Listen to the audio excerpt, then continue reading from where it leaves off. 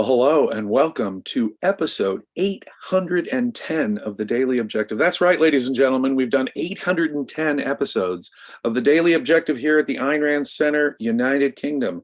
And we do it because we have the support of people like you who understand the value of the work that we do here. Today we have, of course, the exciting follow-up interview with Mr. Owen Christensen on magic, but we also have a very special sponsor. People familiar with the Daily Objective know that they are a generous sponsor for all that we do here at the Daily Objective. It is, of course, Cordair Fine Art. Quent Cordair Fine Art has been making the world an even more beautiful place for 27 years. Specializing in romantic realist paintings and sculpture, the gallery's collection emphasizes themes which celebrate the moments of happiness, joy, and success possible to man on Earth. Acquire art you'll want to live with, and I can't stress this enough. Having beautiful art just in your home changes your whole attitude, your whole perspective on life. I have to agree with this. And if you have art from Cordair Gallery, you know it will do this. I had to throw in a personal note. Acquire art that you'll want to live with by visiting them online at cordair.com or in their Napa, California or Jackson, Wyoming locations. The new Ayn Rand portraits, print portraits have arrived, and you can visit the link in the description and the printed comment to get yours today. Every print purchased with the code ARCUK, Quent Cordair Fine Art will donate $25 to the Ayn Rand Center UK. All you have to do is go buy a print, one of these cool prints of Ayn Rand, and they will contribute $25 to Ayn Rand Center UK, so please consider that. Quent Cordair Fine Arts is celebrating their 27th anniversary this month. Listeners can call Linda Cordair to learn about the anniversary specials at 307-264-1964. That's a United States telephone number with area code 307-264-1964. And they do have the most amazing, beautiful art there. I highly recommend you guys checking it out. And we're very grateful for the support of Cordair Gallery. Back to talking about art, and art that can change our sense of life and our whole attitude towards life. I was absolutely enthralled yesterday with your description of magic, and I want to get into it a little more. First, with the idea of magic as the impossible, the relationship between magic and mysticism. We've discussed, as it were, bad magicians, outright frauds who aren't really even doing illusion. They're just taking in people. But now I want to talk about real illusionists more and discuss good and bad within that category and how a sense of life can be conveyed. As you pointed out, really, you can't be focused on the how if you're going to appreciate the art, the style, the sense of life. And I was curious how different magicians who are doing what are known illusions can create through that artistry a different sense of the universe or a different sense of life through that. And of course, that has to do with the relationship of what magic is. Do you understand what I'm saying? Can you take us through that? Yeah. Tell me if this makes sense then. Yeah. The basic. So yesterday we sort of established that there is a relationship, just as an artist and a viewer or a consumer of art has that sense of life that allows him to create or contemplate a work of art. The same goes actually for the magician to create a piece of magic. The main issue, though, is that defending magic, creating magic simply on the grounds of a sense of life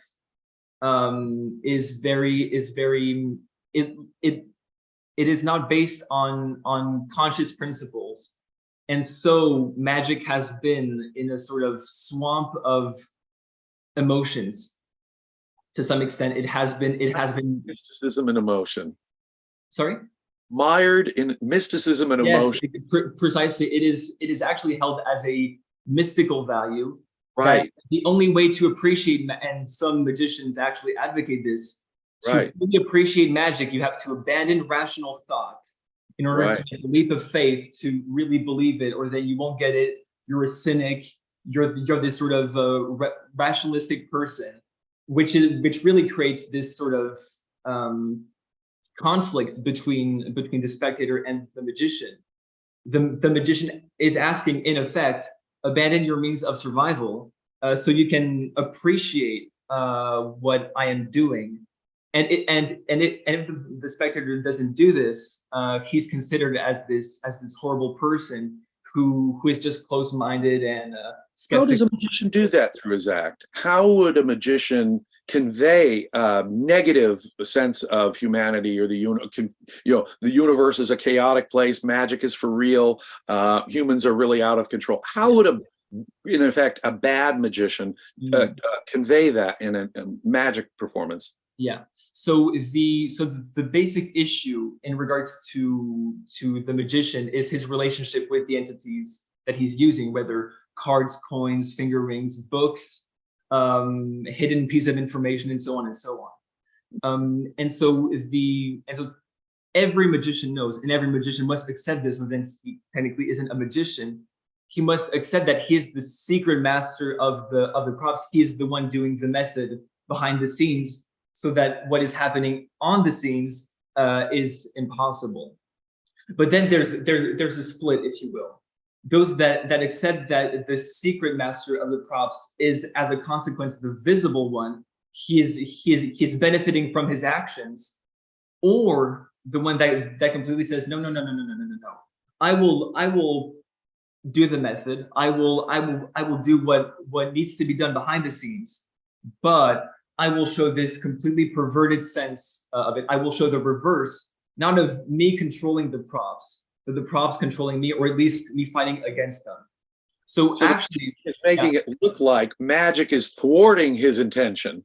Yes, Instead of looking like the competent master of reality who can do anything, he is using magic in a way that presents it as a metaphysically hostile thing. This causeless magical world is always his enemy. He can never really cope with it. Can you give us an example of that? Well, actually, I prepared two performances that really show this difference between the magician as the achiever of the impossible, as one that controls the entities involved, or the reversal of the magician fighting against it, and so on. Could it be possible? Perfect. So the first performance is what I spoke about yesterday, the Penn and Teller's bullet catch act. Right, the famous bullet catch act. The theme is man's control of danger.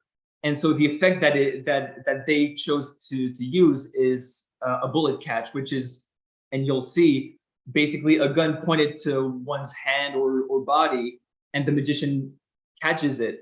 And it really shows to some extent that there is that integration of theme and plot in that sense. But I'll let everyone look at that passage just so they can see the magician as the achiever of the impossible.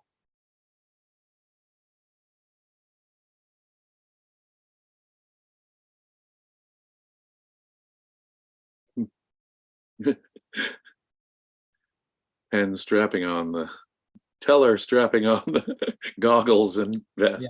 Yeah.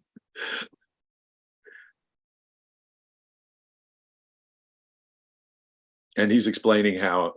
Yeah.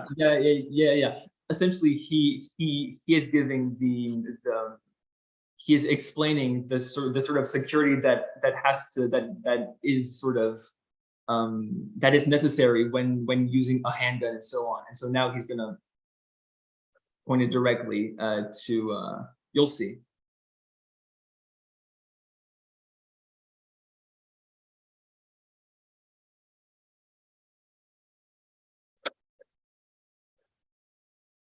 Oh my goodness, they have the laser pointer right at their mouth and face. Oh my goodness.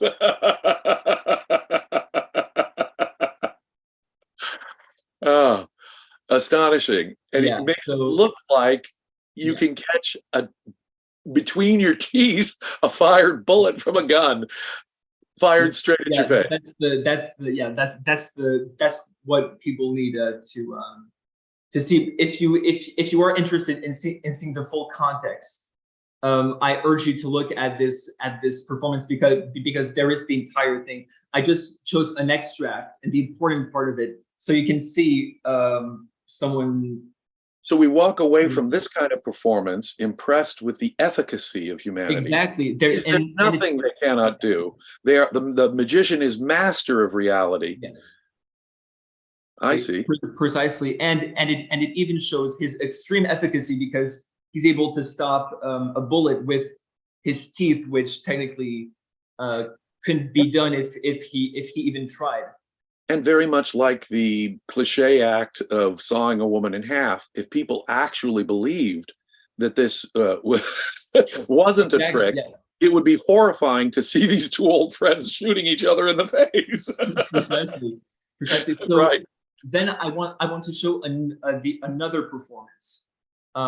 This performance is from the French champion of magic, Jan Frisch, who created a piece of magic called Baltas, which in French is the equivalent, at least, of the balls and the teacup, and both words have been put together. And so the main focus of that performance, the theme of that performance, to be more specific, is man's depravity towards reality. And so throughout the entire performance, you see him completely like fighting against the props and so on, as you will be able to see. This is the end of the performance, but the 3 minutes beforehand are really him just like completely like fighting over, but you'll see it. So let's go. Yeah.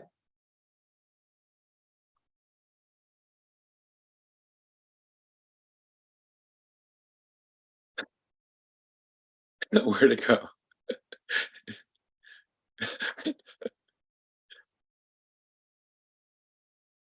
Okay, well, oh, wait. See, no matter what he does, it's thwarting his intention. Oh my goodness, he's getting frustrated. Okay, darn ball. Literally bashing it against his head. Oh, and water comes. so that is the performance. But as you can see, at multiple instances, he's smacking his head on the table completely, right, and fighting against that ball that's sort of coming back and so on. The water that he was expecting and completely comes out of nowhere. I don't know if people are familiar with the old cartoon Roadrunner and Coyote cartoons, and in those cartoons, the Roadrunner is constantly trying to catch the Coyote is trying to constantly catch the Roadrunner, and he's using elaborate means to try and catch the Roadrunner. But no matter what he does, the laws of physics, indeed the laws of metaphysics, are out to get him. So that if there's a stone on a catapult, no matter where the Coyote is, the stone will come hit him over the head, even if it's the same catapult. So it's as though metaphysics is set against the magician. He's using his skill. Now this is the tension that I sort of find strange. He's obviously very skilled magician. He's obviously knows the causal process by which to get the water to come out at the wrong moment to make him look like he's out of control, and that metaphysics is set against him. Mm. So the message being delivered is that the universe is a metaphysically hostile place to humans. The magician, but there's also this tension. To accomplish that, he has to be enormously skilled. And so there's a sort of built-in contradiction. Yeah, he's using his skill to show us that he's complete, and his control to show us he's completely out of control and helpless in the face of nature. That's the main, I would say, contradiction. The magician as the achiever of the impossible, like Penn and Teller in that performance, really show one thing, that man is able to deal with reality, first of all, but there is this continuation between the secret mastery and the visible mastery of the entities. Whereas Jan Frisch will try to build in a contradiction of, on the one hand, he's the secret master of the props. He is not at all going to sort of evade it, and that's impossible to evade it because then there's no piece of magic. So he has to accept that he's the secret one, but between the means and the end, there's this complete contradiction and a clash, And ultimately, at the end of the performance, when the spectators applaud, they're not applauding that malevolent sense of the universe. They're applauding the fact that he's that secret master, that He's so skilled. The prop. He's not that he's out of control, but how amazingly in control he is. Precisely. And yet he's conveying a theme that Yeah. he's out of control, and he's Precisely. helpless against the ball in the cup and the right. Exactly. And so you'll notice two things out of those two performances, that both magicians, or at least both set of magicians, want to at least recreate a specific view of life. One is where man can live when he can deal with reality, and on the other hand, there's this specific view of man as a congenital incompetent, as a victim of forces beyond his control. So to follow up from what we said yesterday, we dismissed the real charlatans, the John Edwards and the Uri Gellers, the real frauds who are taking in these gullible mystic audiences on purpose. That is really bad, and we can toss that over to the side. But even within the world of professional illusionists, whose audiences are well aware that this is an illusion, that there is no violation of causation, it's just a skilled magician on stage. Even within that category, in fact, we have to kind of assume that. We kind of have to assume that the magician is doing something skilled that's hidden behind the scenes. He's hiding the causal mechanism from us. And we have to assume that he's skilled and that a trick is being pulled for us to appreciate magic on either of these levels. And yet there's still, even within the explicit illusionist context, one can artistically convey a sense of metaphysical efficacy, a universe unknowable and out of control, humans that can't cope with it, sense of life, versus an artistic sense of life that says, no, there's nothing humans can't do. Humans can achieve anything if they're skilled enough. And so you have actually two views of the universe and two views of humanity that are being projected in sense of life terms that you can emotionally respond to or not. Exactly. And so to some extent, so I just want to read one quick passage from the Romantic Manifesto, because ultimately this situation, those two examples are very close to each other with what Ayn Rand says. Quote, "Art is the selective recreation of reality according to an artist's metaphysical value judgments. By a selective recreation, art isolates and integrates those aspects of reality which represent man's fundamental view of himself and of existence. Out of the countless number of concretes, of single, disorganized, and seemingly contradictory attributes, actions, and entities, an artist isolates the things which he regards as metaphysically essential and integrates them into a single new concrete that represents an embodied abstraction. For instance, consider two statues of man, one as a Greek god, the other as a deformed medieval monstrosity. Both are metaphysical estimates of man. Both are a projection of the artist's view of man's nature. Both are concretized representations of the philosophy of their respective cultures." And these two examples of man as the achiever of the impossible, Penn and Teller and Jan Frisch, concretize precisely that. Both are estimates of man, of reality, and their relationship to one another. Brilliant. And that's the most even magic. So even magic as an art is conveying a sense of life, a sense of humanity and his role in the universe. And wow, I had never even thought of magic in those terms. How would you define magic? So my definition of magic is as follows, with genus and differentia. So magic is the performing art. That's the genus. The differentia is based on the recreation of the illusion of impossibility. Let me repeat that once more as a full sentence. Magic is the performing art based on the recreation of the illusion of impossibility. And it means three things. The first thing is that the illusion of impossibility, which is a cognitive illusion, because one holds an incomplete context. For example, I will give I'm sure anyone here or listening to this interview has experienced, maybe one day you woke up and you were sort of late for whatever reason, and you couldn't find your keys. You looked everywhere in the house, the apartment, whatever, and at some point you're like, how did my keys get there? How is it possible? And so other experiences, because you don't have the full context. My wife may have moved the keys, or I may simply have forgotten. Yeah, exactly. And so, but the mere fact that I don't know the causal mechanism, or have forgotten the causal mechanism, doesn't undermine my belief. There are all kinds of things that I don't know the cause, but it doesn't undermine my belief in causality as such, just because I don't know the cause. Precisely. And so the thing is that illusion is not something like, there is a natural type of illusion which is based on maybe an honest error or an incomplete context, so to speak. So it can be natural in that sense. Right. The magician is the one that is going to build a context to recreate the illusion of impossibility, but intentionally, artificially. And that is the crux. So when he creates a piece of magic, he's going to choose a theme. So like Penn and Teller and Jan Frisch, they're both going to choose themes that integrate all of the events that will happen and how they're going to happen. Got it. There's a super chat from what I'm getting. So exactly, Irene, do we have super chats? Yes, we have a few. So there's Walter Bishak with €2. Thank you very much. Thank you. There's John Wass with $5 with a laughing emoji. Thank you very much.